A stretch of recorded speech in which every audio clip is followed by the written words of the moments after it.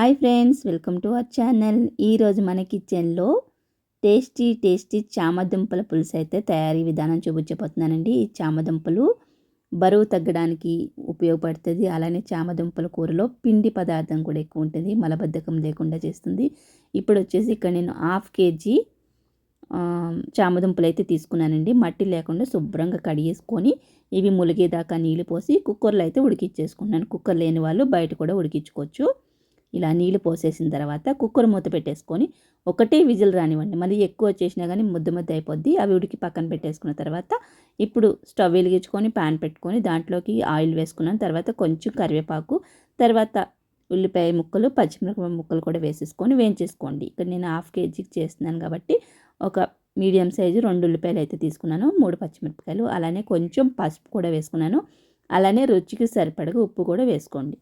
వేసుకున్న తర్వాత ఇవి బాగా వేయించేసుకోవాలి. అలానే చామదుంపలు తినడం వల్ల హార్ట్కి కూడా చాలా మంచిదంటండి. తింటూ ఉండండి అప్పుడప్పుడు.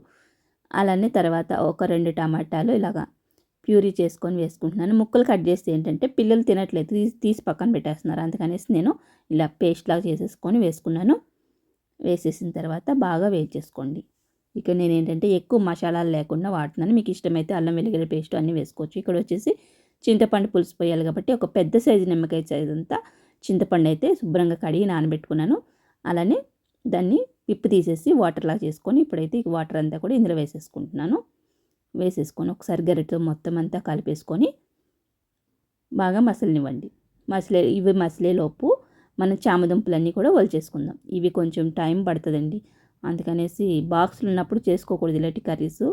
మిగతా టైంలో చేసుకోవడం బెటర్, ఎందుకంటే ఇవి ఒలచడానికి సగం టైం సరిపోతుంది.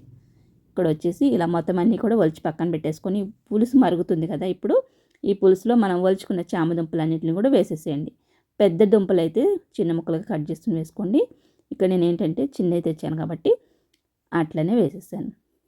ఇలా వేసేసుకున్న తర్వాత చామదుంపలన్నీ కూడా మీకు పులుసు ఎంత దగ్గరికి కావాలంటే అంత ఉంచుకొని లాస్ట్లో కొత్తిమీర ఉంటే కొత్తిమీర చల్లుకొని, అలానే మీకు పులుసు కాబట్టి జీలకర్ర మెంతుల పొడి కావాలనుకొని వేసుకోండి. నేను ఇక్కడైతే వేయలేదు, సింపుల్గా చేసేస్తున్నాను.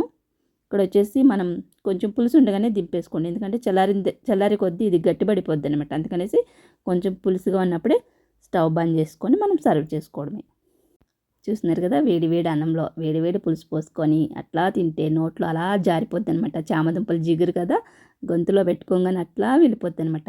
చూసారు కదా ఫ్రెండ్స్, చామదుంపల పులుసు తయారీ విధానం. వీడియో నచ్చితే లైక్ చేయడం మర్చిపోద్ది. ఇలాంటి మంచి వీడియోస్ కోసం మన ఛానల్ని సబ్స్క్రైబ్ చేసుకోండి. పక్కనే ఉన్న బెల్ ఐకాన్ ఆన్లో పెట్టుకోండి. Thanks for watching.